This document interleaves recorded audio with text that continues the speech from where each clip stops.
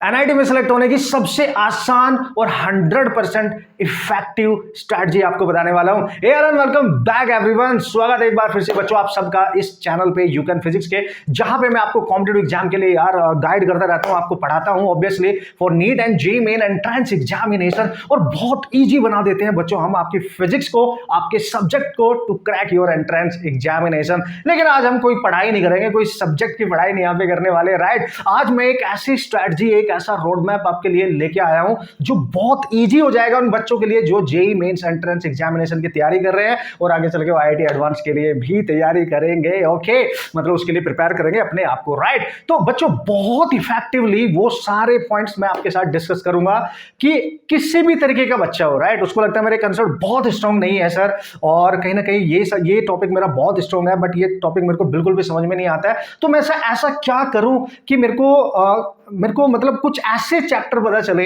कुछ ऐसी स्ट्रैटेजी पता चले जिनको कंबाइंडली मैं पढ़ने के बाद और उनको स्ट्रॉन्ग करने के बाद, उन पे टोटल अटेंशन देने के बाद, उनकी लॉट ऑफ प्रैक्टिस करने के बाद मैं अपने एटलीस्ट एनआईटी में मैं सिलेक्शन ले सकूं, राइट। अपने जेईई मेन एंट्रेंस एग्जामिनेशन को एटलीस्ट मैं क्रैक कर सकूं। तो ये वीडियो आप सबके लिए, क्योंकि आज वो सारे राज खुलने वाले हैं जिनके थ्रू आप एक बेस्ट वे में, एक वेरी होता है ना, एक स्ट्रैटेजी बिल्ड करके हम जब तैयारी करते हैं किसी चीज की और हमारे पास उतना समय भी नहीं होता है, फिर भी एक स्मार्ट तरीके से अगर मैं अपनी स्ट्रैटेजी बिल्ड करूंगा अपनी पढ़ाई को करने के लिए, तो भी मैं एनआईटी में सेलेक्ट हो सकता हूं या हो सकती हूं। तो बच्चों आज की ये वीडियो जेईई मेंस वाले बच्चों के लिए है और इसके बाद मैं नीट वाले बच्चों के लिए भी बनाऊंगा, डोंट वरी, राइट। लेकिन मोस्ट इंपॉर्टेंटली यहाँ पे आपको क्या सीखने को मिलने वाला है, बहुत ध्यान से देखते रहने का, राइट।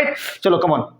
तो देखो सबसे पहला स्टेप मैंने लिखा है, तो ये बेसिक जानकारी एकदम आपको पहले दे दूं मैं, क्या होना चाहिए। मतलब अगर आप जेईई एंट्रेंस एग्जामिनेशन के लिए तैयारी कर रहे हो बच्चों, तो सबसे पहले आपको क्या पता होना चाहिए, उसके बाद वो बेस्ट स्ट्रैटेजी क्या है जिसके थ्रू आप अपने एंट्रेंस एग्जामिनेशन को बहुत इजीली, मैं बोल रहा हूं ना प्रूवन वे है ये, उसके थ्रू आप सेलेक्ट हो सकते हैं और 100% सेलेक्ट होंगे पक्का। बस जो मैं बोलूंगा उसको फॉलो करना, उसको मानना, उसको लिखना, उसकी प्रैक्टिस करना और अप्लाई करके आना एग्जाम में, और आपको सिलेक्शन मिलेगी इंडिया के किसी ना किसी एनआईटी में, आप पक्का सेलेक्ट हो जाएंगे पक्का, विद डिसेंट ब्रांच, जो भी आप चाहते होंगे वो डिपेंड करेगा आप कितनी मेहनत करेंगे उस पर्टिकुलर चीज पर, राइट। तो देखो बच्चों, अगर आप जेईई मेंस एंट्रेंस एग्जामिनेशन के लिए तैयारी कर रहे हैं, अच्छा एक चीज मैंने यहां सबसे पहले लिखी है #YouCan, तो ये तो आपने अपने दिमाग में पहले रखना है, अपने आप को पहले ही ट्रस्ट में रखना है, मतलब अपने आप पे पहले विश्वास आपको रखना पड़ेगा कि हाँ मैं कर सकता हूं भाई, है ना। देखो आपको खुद को देखना पड़ेगा, खुद की एनालिसिस करनी पड़ेगी कि मेरी रीच क्या है, मेरे कंसेप्ट कैसे हैं एंड ऑल, है ना। बट मैंने यहाँ लिखा है कि आप कर सकते हैं, तो मतलब कर सकते हैं, बट देखो हर चीज का एक तरीका होता है, राइट, वो सीखना पड़ेगा। चलो कम ऑन सिखाता हूं। तो देखो सबसे पहली कंडीशन है, अगर आप जेईई मेंस एंट्रेंस एग्जामिनेशन के लिए बच्चों प्रिपेयर कर रहे हैं, तो जेईई मेन की बात कर रहा हूं, जेईई एडवांस यानी आईआईटी की बात मैं नहीं कर रहा हूं, एनआईटीज की बात कर रहा हूं, राइट। सो जेईई मेन एंट्रेंस एग्जाम के लिए अगर आप प्रिपेयर कर रहे हैं 11th क्लास में, 12th क्लास में, या फिर ड्रॉपर स्टूडेंट है, तो बहुत जरूरी हो गया आप सबके लिए, राइट।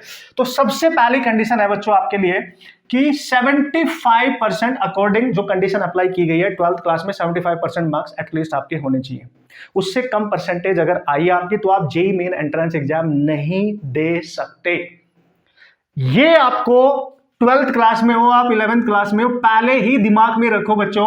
अगर आपने एनआईटी में जाके बीटेक करना है, इंजीनियरिंग करनी है, फिर उसके आगे आईआईटी की तैयारी करनी है, तो सबसे पहला आपके रास्ते में जो मुसीबत आ गई है वो 12th क्लास की परसेंटेज आ गई है। सीबीएसई, ये सीबीएसई के लिए, बाकी अदर स्टेट वाइज आप चेक कर लेंगे, राइट। सीबीएसई के लिए अगर आप सीबीएसई में हो, राइट, तो ये कंडीशन आपको फुलफिल करनी पड़ेगी, मतलब अपनी अभी से पढ़ाई 11th 12th क्लास में भी आपको उस तरीके से करनी पड़ेगी, राइट। और जो बच्चे ऑलरेडी ड्रॉपर हैं और उनकी इतनी परसेंटेज है, तो टेंशन नहीं लेने का, 2 पॉइंट मैं यहाँ डिस्कस कर लेता हूँ, उसके बाद आपको सारे तरीके बताने वाला हूँ कि इजिली कैसे आप सेलेक्ट हो सकते हैं एनआईटी के अंदर, राइट।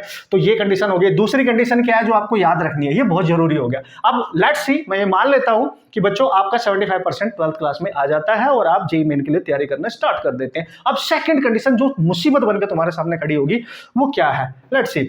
उसने बोला to get into NIT, right. अगर आपको एनआईटी में एडमिशन लेना है तो मिनिमम परसेंटाइल कितना होने चाहिए, मार्क्स नहीं, मैं मार्क्स की बात नहीं कर रहा हूं बच्चों, वो उस पे वीडियो में फिर अलग से बनाऊंगा, मार्क्स की बात नहीं कर रहा हूं, परसेंटाइल, क्योंकि जेईई मेंस आपको परसेंटाइल देगा, राइट। तो परसेंटाइल कितनी होनी चाहिए आपको जेईई मेन में, एटलीस्ट जैसे सपोज करो आपने जेईई मेन का एंट्रेंस एग्जामिनेशन अटेम्प्ट करा और आपके एक अच्छा परसेंटाइल भी आ गया, लेकिन आ तो गया, आप क्लियर भी हो गए, आप क्वालिफाइड हो जेईई मेन के लिए। बट क्वालिफाइड का मतलब ये नहीं होता कि आपको एनआईटी में एडमिशन मिल जाएगा, मतलब किसी न किसी ब्रांच में आपको एडमिशन मिल जाएगा, इसका ये बिल्कुल भी मतलब नहीं है ना। आप बस उस पर्टिकुलर एंट्रेंस एग्जामिनेशन को आपने क्वालिफाई किया है, एक आपके ऊपर टैग लग जाएगा कि हाँ भाई मैंने जेईई मेन को क्लियर कर लिया। बट क्लियर करने का मतलब ये नहीं कि एडमिशन मिल जाएगा, राइट। उसके लिए क्राइटेरिया देखते हैं, राइट। चलो, अगर मैं डेटा यूज कर रहा हूं यहाँ पे 2023 का, है ना, इस साल में जिन बच्चों की जो परसेंटाइल आई थी उन पे कितनी मिनिमम परसेंटाइल पे किसी न किसी एनआईटी में उनको एक डिसेंट ब्रांच के साथ एडमिशन मिला, राइट। चलो, अगर हम जनरल कैटेगरी के बच्चों की बात करेंगे तो बच्चों 96 प्लस आपका परसेंटाइल होना ही चाहिए अगर आप एनआईटी में कहीं एडमिशन लेना चाहते हो। अब ब्रांच जो होगी वो डिपेंड करेगी कि 100 में से कितने 100 के क्लोज आप जाते हो, आपकी फेवरेट ब्रांच आप में अगर आप जाना चाहते हो सीएससी से लेके जो भी टॉप मोस्ट ब्रांच होती है। लेकिन अगर एनआईटी में आप पढ़ाई करना चाहते हो और किसी भी ब्रांच से आपको कोई ज्यादा मतलब नहीं है, तो मिनिमम बच्चों जनरल कैटेगरी में आपको 96 प्लस परसेंटाइल लाना पड़ेगा। मैंने बोला परसेंटाइल, ये तब है जब आप जेईई मेन क्लियर कर लेंगे तो आपको एक परसेंटाइल मिलेगी कि भाई आपकी इस एग्जाम में इतनी परसेंटाइल आई है। Government point, right. तो जनरल कैटेगरी में इतना आपको करना ही करना पड़ेगा, राइट। ओबीसी के बच्चों की अगर मैं बात करूं तो 92 प्लस परसेंटाइल आपका आना ही चाहिए, और ये बहुत बड़ा परसेंटाइल नहीं है 92, मार्क्स बहुत कम होते हैं, है ना। बाद में कभी बताऊंगा what is the basic difference between marks and the percentile, right. बस अभी यहाँ पे आप समझ लें। अच्छा सर, ठीक है। और जो एससी एसटी कैटेगरी के बच्चे हैं उनको 80 प्लस मिनिमम परसेंटाइल होना चाहिए एंट्री के लिए, एनआईटीज में एंट्री के लिए। मतलब आपको कोई ना कोई ब्रांच मिल जाएगी, बट आप चाहोगे कि सीएससी मिलेगी तो नहीं मिलेगी यहाँ पे, राइट। बहुत रेयर चांस हो जाता है समटाइम, बहुत ही जो इस तरीके से इंटीरियर में कहीं जाके ऐसे कॉलेज होंगे एनआईटीज के, वहां पे मे भी हो सकता है चांस मिले, बट ये है कि हाँ कोई ना कोई ब्रांच आपको मिल जाएगी, आपका एडमिशन हो जाएगा, ये तो पक्का है, ठीक है। तो ये क्राइटेरिया आपके बिल्कुल दिमाग में पहले से होना चाहिए, है ना। तो देखो, सबसे पहले ना अवेयर होके जाना है कि यार सर हाँ ये वाली कंडीशन होगी, दूसरी की ये कंडीशन होगी। अब बात आती है कि ये जो कंडीशन है एनआईटी में लेने की, तो ये यहां तक पहुंचा कैसे जाए, ये तो चलो हम कर लेंगे भाई, 11th 12th में बढ़िया से मेहनत करेंगे और 12th क्लास में इतनी परसेंटेज लेके आएंगे। लेकिन जब हम जेईई मेन अटेम्प्ट देंगे तो यार सर ये तभी तो आएगी जब जेईई मेन को हम अटेम्प्ट करेंगे और उसको हम क्लियर कर लेंगे, राइट। तो ये जो परसेंटेज यहाँ जनरल ओबीसी एससी एसटी बच्चों के लिए जो भी कैटेगरी में आपकी बन रही है, यहां तक मिनिमम कैसे पहुंचा जाए और हम एनआईटी में मिनिमम किस इजिली किस तरीके से एडमिशन ले सके, है ना। मुद्दे की बात तो यही है। तो अब आपको वो स्ट्रैटेजी मैं बताने वाला हूं कि आप ये मिनिमम परसेंटाइल कैसे ले सकते हैं, right. This is important now. अब बच्चों बहुत ध्यान से देखना, 3 सब्जेक्ट हैं आपके पास, देखना भाई 3 सब्जेक्ट हैं आपके पास, बहुत ध्यान से देखेंगे।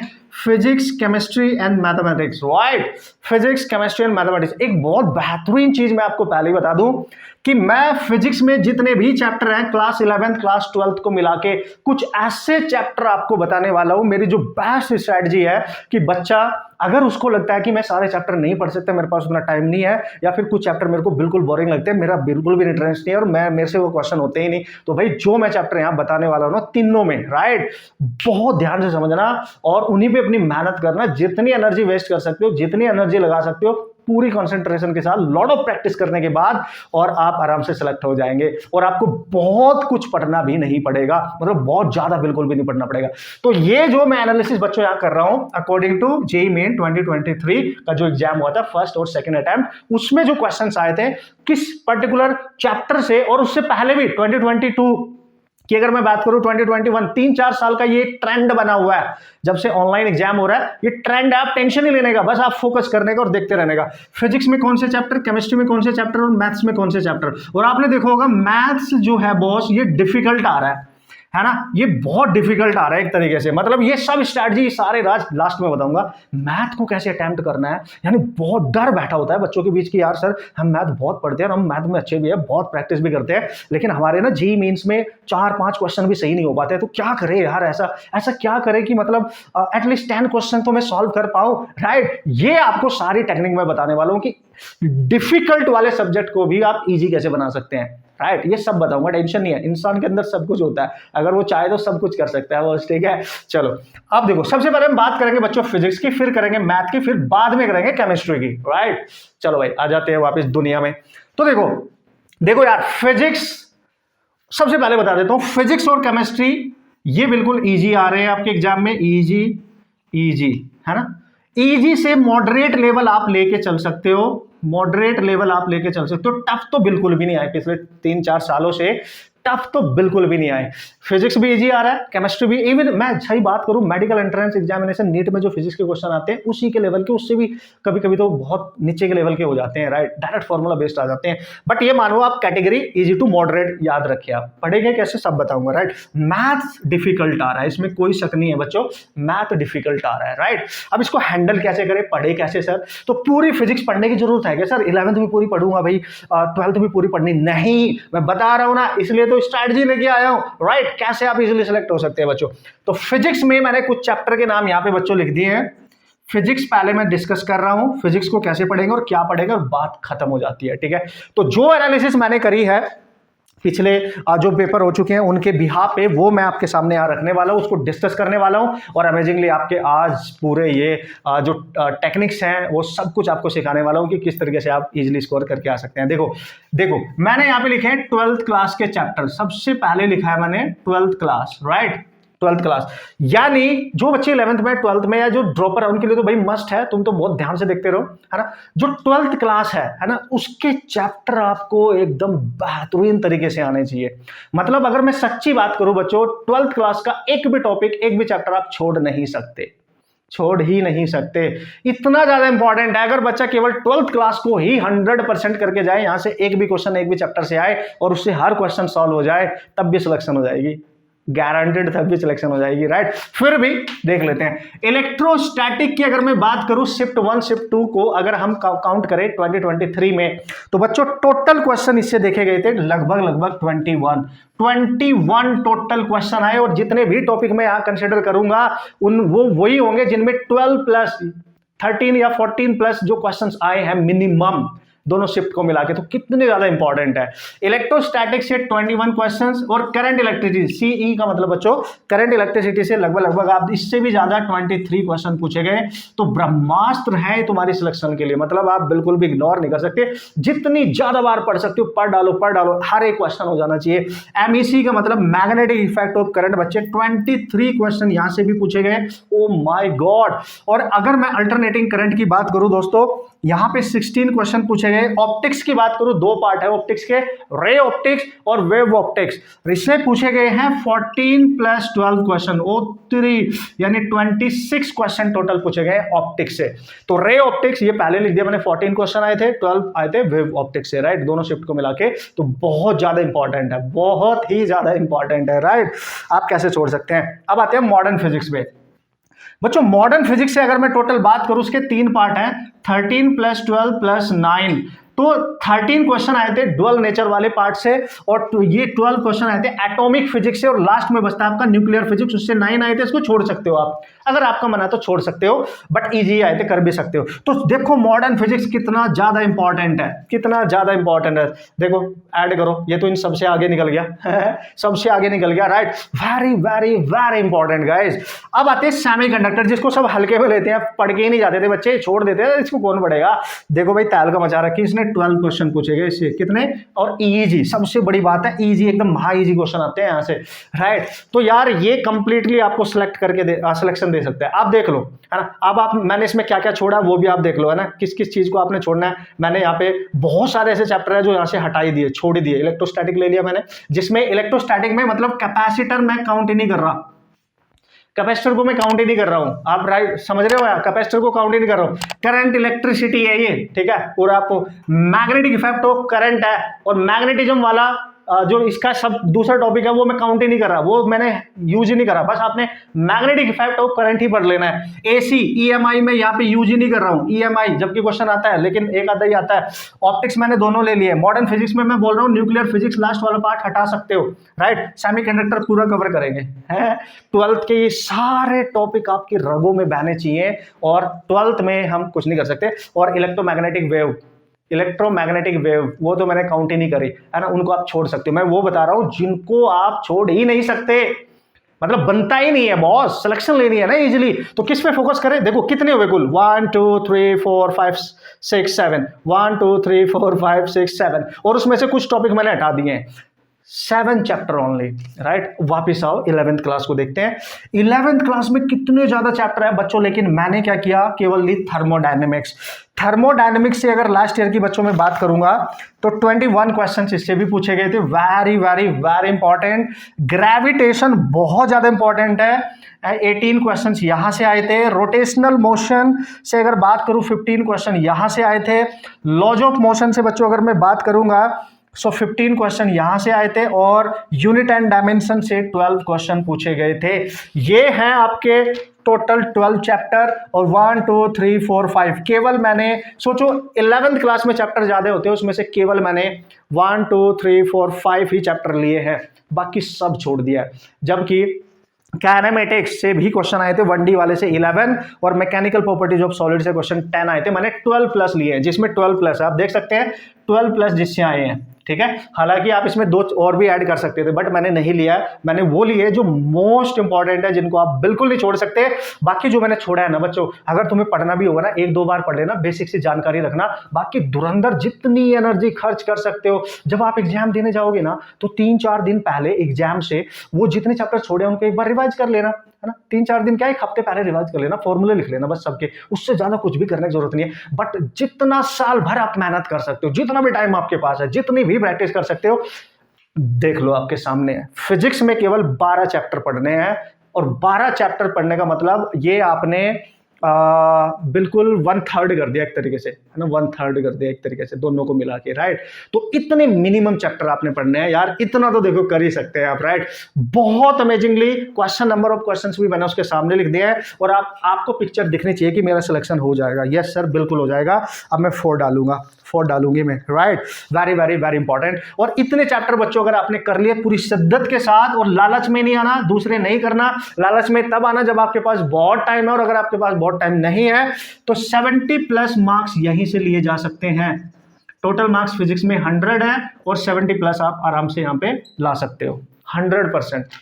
देख लो कंडीशन क्या थी मैंने बता दी। एक कंडीशन और है इसमें, थर्ड कंडीशन लास्ट में बताऊंगा, बने रहना मेरे साथ लास्ट तक। अरे बहुत अमेजिंग बन जाएगी आपके लिए वीडियो, राइट।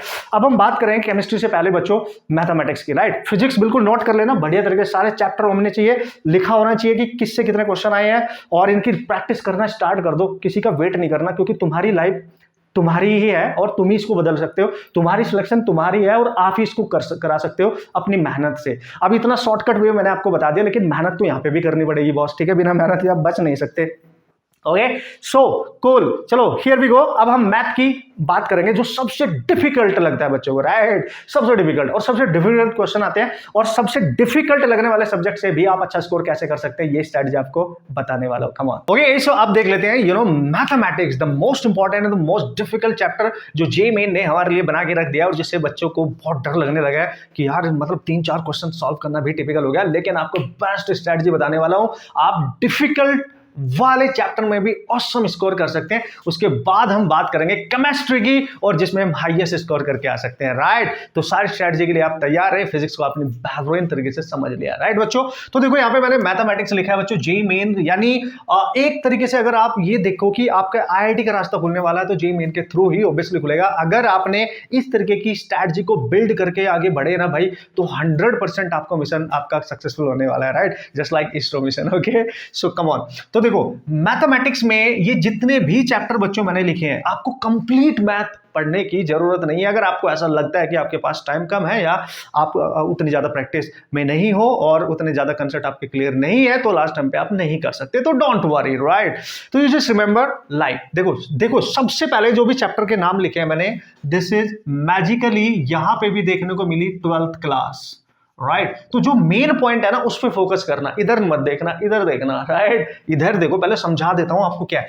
12th क्लास का एक भी चैप्टर वैसे तो आप नहीं छोड़ सकते, लेकिन फिर भी मैंने सेलेक्टिव चैप्टर्स यहां पे लिए हैं, जिनके बिना आपका एग्जाम, एंट्रेंस एग्जाम क्रैक नहीं होगा। और एक कम से कम चैप्टर, है ना, कम से कम चैप्टर को पढ़ने के बाद, उनकी लॉट ऑफ प्रैक्टिस करने के बाद you can crack your exam, right? So come on guys, तो सबसे पहले 3D, है ना भाई, भर भर के क्वेश्चन आए हैं। सर कितने आए हैं? चलो ये डेटा भी आपको बता देता हूं, मैंने लिखा है कितने आए हैं सर, भर भर के। देखो विद प्रूफ आपके साथ में बात करूंगा, ऐसे एम ही बात नहीं करूंगा, राइट? तो 3D से अभी जो एग्जाम आपके हुए थे, 3D से जो क्वेश्चंस आए थे भाई, 35 प्लस क्वेश्चंस यहां से पूछे गए। बहुत होते हैं भाई, मतलब दोनों सेट को मिला के देखो 35 प्लस क्वेश्चंस, राइट? DI यानी डेफिनेट इंटीग्रल से, डेफिनेट इंटीग्रेशन से 24 क्वेश्चंस पूछे गए थे बच्चों। बाइनोमियल थ्योरम वाले टॉपिक से 23 क्वेश्चंस पूछे गए। मतलब ये वो है जो आपका सिलेक्शन 100% सिक्योर करने वाले हैं। तो आपने सोचना नहीं, बस लिखना है और एकदम माइंड को प्रिपेयर कर देना कि भाई मैं अभी से प्रैक्टिस करना, अब पूरे मन से, पूरे शिद्दत से, अगर अभी तक नहीं की थी कर देता हूं भाई, राइट? अगर हम बात करें वेक्टर अलजेब्रा की बच्चों, तो वेक्टर अलजेब्रा में भी 23 क्वेश्चंस पूछे गए। सीक्वेंस एंड सीरीज की अगर हम बात करेंगे तो 22 क्वेश्चंस पूछे गए। That is really awesome and amazing guys, ठीक है? P&C मतलब परम्यूटेशन एंड कॉम्बिनेशन, वाह, इसने भी तहलका मचाई। एंड 20 क्वेश्चन यहां से भी पूछे गए बॉस। फंक्शन की अगर बच्चों में बात करूं, 20 क्वेश्चन यहां से पूछे गए। और नेक्स्ट आता है एरिया अंडर द कर्व। ये वैसे भी इंपॉर्टेंट ही है obviously, area under the curve. और यहां पे मैंने MR लिखा है, मतलब मैथमेटिकल रीजनिंग। इजी होता है, अगर आप थोड़ी सी अच्छी सी प्रैक्टिस डीपली करके जाओगे तो इजी होता है। इन दोनों में से आपने चूज कर लेना, ठीक है? दोनों से सेम सेम लगभग क्वेश्चन आए हैं, 13 to 14 क्वेश्चन सेम सेम आए हैं, इसलिए चूज करना जो तुम्हें इजी लगे। देखो यहाँ पे चूज करने का ऑप्शन मैं इसलिए दे रहा हूँ, हो सकता है एरिया अंडर द कर्व मेरे को इजी लगता है, आपको टिपिकल लगता है, आपको मैथमेटिकल रीजनिंग इजी लगती है, तो आप उसी पे फोकस करें, अपनी एनर्जी को एवं उस चीज पे फोकस ना करें जो इजिली आपको समझ में नहीं आती है, क्योंकि हम सब एक जैसे नहीं है। तो बहुत स्मार्टली आपने डिसीजन लेना है, राइट? तो यहाँ पे आपने चूज करना है, मैंने स्टार बना दिया, right? Area under the curve same same question आए हैं, mathematical reasoning same same question आए हैं, राइट? ओके, इससे क्वेश्चन करने में थोड़ा टाइम लग सकता है, ये जल्दी हो सकता है ना, इतना बता दूं मैं। मैट्रिसेस है ना, इंपॉर्टेंट है, इससे 15 क्वेश्चंस आए टोटल। और यहाँ पे प्रोबेबिलिटी, इस पे भी मैं स्टार लगा रहा हूं बच्चों। प्रोबेबिलिटी हो सकता है कुछ बच्चों के लिए बहुत डिफिकल्ट होता है, कुछ बच्चों के लिए थोड़ा आसान होता है, कि जिनकी लॉजिकल रीजनिंग थोड़ी स्ट्रांग होती है, जिनकी जो थिंकिंग प्रोसेस होता है एक डिफरेंट तरीके से सोचने का, वो स्ट्रांग होता है, राइट? लॉजिकली। तो प्रोबेबिलिटी और एप्लीकेशन ऑफ डेरिवेटिव, अगर मैं इनके क्वेश्चंस की बात करूं तो लगभग यहां से 13 से 14 क्वेश्चन आया, तो सेम सेम आया है। यहां पे भी चूज करना है ना? हो सकता है कुछ बच्चों को प्रोबेबिलिटी बहुत टफ लगती हो, तो आप एप्लीकेशन ऑफ डेरिवेटिव कर सकते हैं, बहुत ठीक ठाक होता है, ज्यादा टिपिकल नहीं होता, आप कर सकते हैं, राइट? हाँ, अगर ये आपको समझ में आता है, इसको कैलकुलेशन इजी होती है तो जल्दी हो जाएगा, नहीं समझ में आता कैलकुलेशन इजी होते हुए भी नहीं होगा क्वेश्चन 100%, राइट? बट क्वेश्चन तो आते हैं, तो यहां से भी चूज करना है, आप अपने अकॉर्डिंग चूज करना। तो अभी तक कितने चैप्टर बताए मैंने? 1 2 3 4 5 6 7 8 9 10, केवल 10, टॉप 10 है ना, you can say top 10 chapter हुए अभी तक हमारे पास, बहुत ध्यान से। और सारे के सारे 12th class, very very very important, right? Very important man. चलो भाई अब आगे बढ़ते हैं सर, और भी क्या है, और भी क्या है, चलो आगे बढ़ते हैं। अब यहाँ पे नोट करके मैंने क्या लिखा है, देखो देखो, कमाल देखो यार, आप कमाल देखो यार।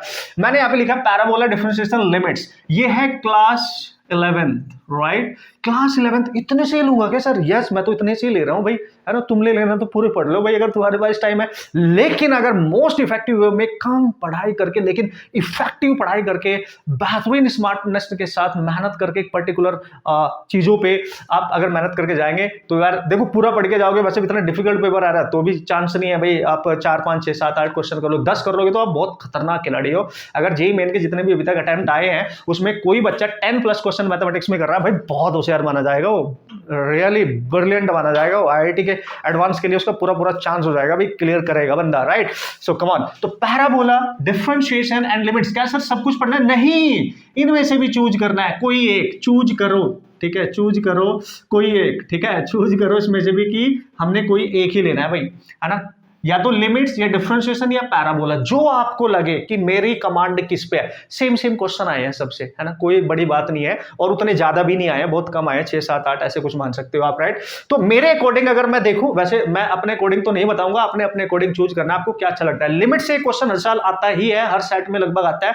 अगर 7 पेपर आपके बन रहे हैं तो 7 क्वेश्चन तो आपके बनेंगे, और ये ज्यादा टिपिकल भी नहीं है, मतलब थोड़ा सा आप इजीली कर सकते हैं लिमिट्स को, वैसे आपकी चॉइस है, इन तीनों में से भी एक ही करना है। तो आपने टेंशन ही नहीं लेनी, केवल इन पे फोकस करना है। 12th क्लास के चैप्टर्स यार, उनमें से भी वो जिनमें सबसे ज्यादा क्वेश्चन आए हैं, और मैथ को इजी बना देंगे हम, क्योंकि जो एनर्जी हम पूरी मैथमेटिक्स को पढ़ने में यूज करते थे, अब वो एनर्जी कुछ पर्टिकुलर चैप्टर्स को पढ़ने में ही यूज करेंगे, again and again again and again, right. तो इतनी लोड ऑफ प्रैक्टिस हम एक ही चीज पे डालेंगे तो वो चीज हमारी होगी 100% होगी, तो हम इसको अवॉइड करेंगे। प्यार नहीं करना इनके साथ, क्योंकि कॉम्पिटिशन फाइट करने जा रहे हो, यहाँ पे लालच नहीं करना बॉस। तो यहां से चूज करो। तो अभी 10 थे, इन तीनों में से एक चूज कर लोगे तो 11 हो गए कि नहीं 11, राइट। आपने क्योंकि चूज किया है बॉस आपने, और एनीथिंग एल्स जो यहाँ पे बचा हो, कुछ और यहाँ पे बचा हो तो ये हो गया, और एक मैंने यहाँ पे केवल चूज करना था, ठीक है। अच्छा है, तो 11 हुए टोटल, मैंने आपको 12 बताए थे, चलो आप 11 पे ही याद रखेंगे तो और बेटर है हमारे पास, एक और एक्स्ट्रा आपको नहीं पढ़ना पड़ेगा, ठीक है। हाँ, मैथमेटिकल रीजनिंग मैंने ऑप्शन में डाल दी, एप्लीकेशन ऑफ डेरिवेटिव मैंने ऑप्शन में डाल दिया है, ठीक है। और इनमें से कोई एक आप चूज कर सकते हो। तो टॉप आप अगर देखें 11 चैप्टर्स या 12 चैप्टर्स आप माने, अगर आप इंडिविजुअली इसको भी पढ़ के जा रहे हैं या इसको भी पढ़ के जा रहे हैं, या इसको इसमें ये थोड़ा सा आप देखोगे डिफिकल्टी फील करोगे, एरिया अंडर द कर्व और मैथमेटिकल रीजनिंग को आप चूज दोनों को कर सकते हो। तो 12 चैप्टर बनेंगे, अदरवाइज 11 बन रहे हैं केवल मैथमेटिक्स में। और इससे ज्यादा कुछ भी पढ़ने की जरूरत आपको नहीं पड़ेगी बच्चों। आई स्वेयर कि आप अगर मेरी बात मानेंगे तो 100% आपको मैथमेटिक्स में सक्सेस मिलेगी। अब आपने टारगेट रखना है जितने भी, देखो तरीका बताता हूं, तरीका मैथमेटिक्स क्या बोलता है जी मेन के पैटर्न के अकॉर्डिंग, कि आप कम क्वेश्चन अटेम्प्ट करो, है ना, कम क्वेश्चन अटेम्प्ट करो, कम, ठीक है ना, कम क्वेश्चन अटेम्प्ट करो, लेस क्वेश्चन अटेम्प्ट करो, अटेम्प्टेशन लेस करनी है, ठीक है, करेक्ट ज्यादा करने हैं उसमें से, ठीक है, करेक्ट आपके ज्यादा होने चाहिए, मतलब एक्यूरेसी होनी चाहिए। मतलब अगर आप कम भी करोगे ना, अगर आपने 10 क्वेश्चन अटेम्प्ट किए तो 10 के 10 सही होने चाहिए। आपने जैसे 25 क्वेश्चन आते हैं तो 25 के चक्कर में पढ़ना ही नहीं, उन वैसे तो 30 है, 5 का ऑप्शनल है आपके पास, तो उन 30 में से आप यार 10 क्वेश्चन चूज करो, और वो 10 आपको यहीं से मिल जाएंगे, है ना, यहीं से मिल जाएंगे बच्चों। मतलब कहने के क्या कर रहे हो सर अगर मैंने मेरे आउट ऑफ 30 मैंने 25 करने थे, और 25 में से सर मैंने केवल ऐसे मानो कि मैंने 10 ही किए सर, आपके कहने के अकॉर्डिंग मैंने 10 करे, लेकिन 10 में से भी मेरे 2 गलत हो गए, तो 8 सही है। तो इससे आपकी रैंक बढ़ेगी कि देखो मिनिमम अटेम्प्ट किया, फिर भी मैक्सिमम करेक्ट किए, और मिनिमम आपने गलत करे, तो गलत कम से कम करना है। चाहे अगर कोई बच्चा 7 क्वेश्चन करके आ रहा है, 7 क्वेश्चन करके आ रहा है, तो उसके 7 के 7 या तो करेक्ट होने चाहिए एकदम एक्यूरेसी के साथ, या फिर उसमें से 6 तो करेक्ट होने ही चाहिए, तब भी आपके मार्क्स अच्छे ही माने जाएंगे मैथमेटिक्स के लेवल के अकॉर्डिंग, और आपकी रैंक अच्छी है, आपकी परसेंटाइल उसमें अच्छी आने वाली है। तो ये इसकी स्ट्रैटेजी है मैथमेटिक्स में। ऐसे मत समझना कि कम क्वेश्चन किया तो मेरी परसेंटाइल डाउन हो जाएगी, नहीं, क्योंकि डिफिकल्ट है, क्योंकि डिफिकल्ट पेपर है, डिफिकल्ट पेपर में कम क्वेश्चन अटेम्प्ट करके भी उनको करेक्ट करके आओगे ना, तब भी आपकी परसेंटाइल हाई जाने वाली है, समझ गए आप, क्योंकि जो टॉपर बच्चा होगा उसका भी कुछ इस तरीके से ही सिनेरियो बन रहा होगा उसके अकॉर्डिंग, राइट। सो डिफिकल्टी लेवल भी चेक किया जाता है, इस बात का आप ख्याल रखें। आपको अब कॉन्फिडेंस आ रहा है, आपने सब कुछ नहीं पढ़ना है, जो भी पढ़ना है परफेक्ट पढ़ना है, उसमें से भी जो भी अटेम्प्ट करके आओगे, इस बात को दिमाग में सेट कर दो, जो भी अटेम्प्ट करके आओगे उसको एक्यूरेट करके आना है। मतलब 10 क्वेश्चन करने तो 10 में से 9 या 8 तो बिल्कुल क्लियर होने चाहिए, राइट। अगर 7 किए, 5 भी किए, मान ले किसी बच्चे ने बहुत मेहनत करी, उसने बेचारे ने 5 ही क्वेश्चन उससे सही हुए, तो भाई 5 के 5 करेक्ट करके आओ, तब भी 20 मार्क्स आपके बन गए, या उसमें से 4 तो सही करके आओ, तब भी आपकी परसेंटाइल अच्छी खासी आ जाएगी। ऐसा ना हो कि आपने 15 अटेम्प्ट करे या 20 अटेम्प्ट करे और 20 में से 10-12 तो आपकी गलती हो गया, फिर तो भाई आप नीचे जमीन पे लेटे हुए मिलोगे, राइट, है ना, जमीन पे। मतलब अगर आपने रॉन्ग क्वेश्चन के अटेम्प्ट आपकी नंबर ज्यादा इंक्रीज कर गया तो आप फिर गड़बड़ होने वाला है। तो यहां पे सीक्रेट स्ट्रैटेजी ये है, इजी मैथमेटिक्स को करने का तरीका ये है, केवल ये चैप्टर्स आप पढ़ के जाएंगे और रॉन्ग अटेम्प्ट नहीं करना है, बस पूरे कॉन्फिडेंस जिन पे होगा 6, 7, 8, 9, 10, 11, 12 जितने भी बनेंगे वो ही करने हैं, राइट बॉस। चलो उम्मीद करता हूं आप समझ गए होंगे, आजकल लिखोगे और इनकी प्रैक्टिस करोगे। और देखो इनकी प्रैक्टिस कहां से करें सर, जो भी आप जहां से भी पढ़ रहे हो, नोट्स बना रहे हो, कोचिंग में हो, कहीं पे भी हो, सेल्फ स्टडी कर रहे हो, ऑनलाइन पढ़ रहे हो, व्हाटएवर, वो नोट्स आपके क्लास नोट्स जरूर है, बहुत मस्ट है, वो जरूर पढ़ना है। एंड मोस्ट इंपॉर्टेंटली आईआईटी का पीवाईक्यू एक भी मत छोड़ देना, क्योंकि इसमें जो भी जेईई मेन में क्वेश्चन आ रहे हैं वो आईआईटी के लेवल के ही हैं सारे, एक भी मत छोड़ना, सबको करना इन चैप्टर्स के, केवल जितनी बार रिपीट कर सकते हो। मैं तो बोलूंगा एग्जाम से पहले 5 से 6 से 7 से 8 इतनी बार आप प्रैक्टिस करें, और आईआईटी के सारे क्वेश्चन, और जो जेईई मेन के जितने भी अटेम्प्ट हो चुके हैं अभी तक, जिन सालों में, पिछले 4-5 सालों में, वो सारे क्वेश्चन सॉल्व करो, केवल वही कर लो, क्लास नोट्स कर लो, वो कर लो, बाकी कुछ भी बुक आपको पढ़ने की जरूरत नहीं पड़ेगी। मैथमेटिक्स में आपको आइडिया लग जाएगा किस तरीके के क्वेश्चन आते हैं और मैंने कैसे करना है, बट लॉट ऑफ प्रैक्टिस करनी पड़ेगी गाइस, बहुत प्रैक्टिस करनी पड़ेगी, राइट, बहुत प्रैक्टिस करनी है आपने। और देखो बहुत सॉर्टेड सी आपको चीज मैंने बता दी है। अब नाउ केमिस्ट्री पे आते हैं, टाइम काफी हो गया, केमिस्ट्री पे आते हैं फटाफट।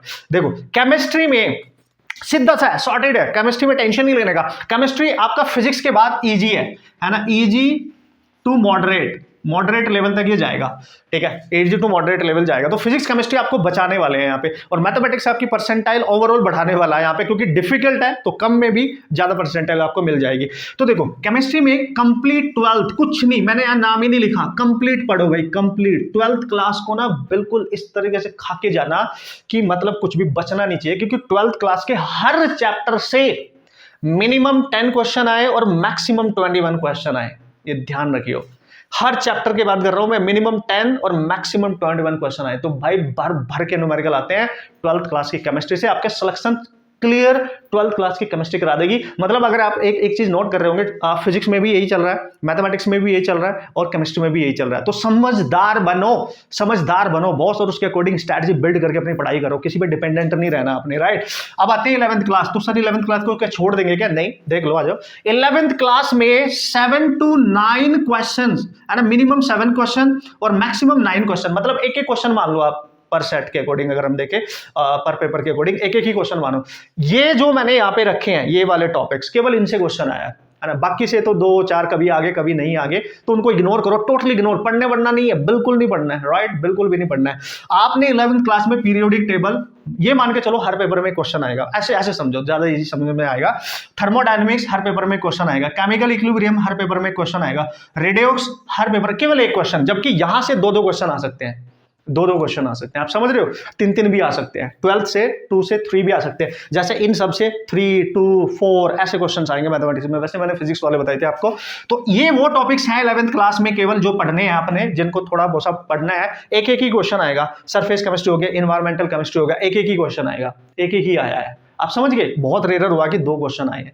इनके अलावा जो भी चैप्टर बचे एक आधी बार पढ़ लेना, उसके बाद लोड नहीं लेने का ज्यादा, ठीक है, बेसिक से कंसेप्ट रखना, उनके फॉर्मूले लिस्ट तैयार करके लिखना, जिससे लास्ट टाइम पे फॉर्मूला यूज करके जाओ, बट इनको मैक्सिमम पढ़ के जाना है, आपकी सिलेक्शन 100% होगी और बिल्कुल सॉर्टेड है। ये देख लो, बिल्कुल सारे चैप्टर हमने छोड़ दिए हैं, बस जो मोस्ट इंपॉर्टेंट है, हाँ यहाँ पे 12th क्लास आप नहीं छोड़ सकते बच्चों, राइट। ये कंप्लीट एनालिसिस आपके सामने है।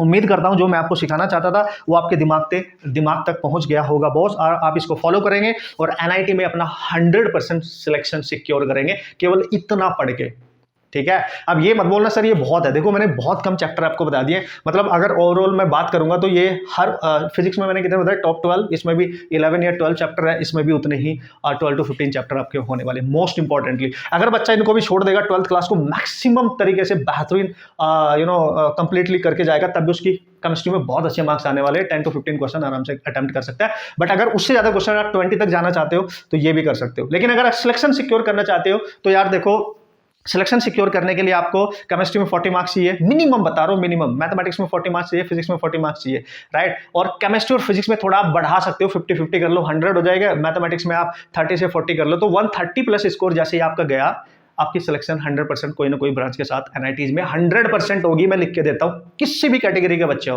राइट, 100% हो जाएगी, ठीक है। बट कैटेगरी वाइज आप थोड़ा और नीचे आ सकते हैं स्कोर वाइज, राइट। ओके बच्चों, सो ये था आज की कहानी, मेरी जुबानी। उम्मीद करता हूं आप इसकी प्रैक्टिस करेंगे और मेहनत करते रहना, खुश रहना, टेंशन नहीं लेने का, बहुत इंजॉय करके अपनी स्टडी को करना है। और स्मार्ट वर्क अगर आप करेंगे एक तरीके से, पूरी प्लानिंग के साथ, पूरी रिसर्च करने के साथ आप पढ़ाई करोगे, डेली करोगे, और पूरी ईमानदारी के साथ आप अपनी पढ़ाई करोगे, तो यार सिलेक्शन आपकी हो जाएगी, इसमें कोई शक नहीं है। लेकिन यार अगर आपको बहुत कंप्लीट फिजिक्स पढ़ना है, कंप्लीट सब्जेक्ट पढ़ना है, कंप्लीट केमिस्ट्री पढ़नी है, कंप्लीट मैथमेटिक्स पढ़नी है, तब भी मेहनत करनी पड़ती है। और अगर आपको केवल शॉर्टेड सी मैंने आपको यहाँ पे रिसर्च करके बता दी है, इतने चैप्टर पढ़ने, मेहनत तो तब भी करनी पड़ेगी, अल्टीमेटली आपको मेहनत करनी पड़ेगी।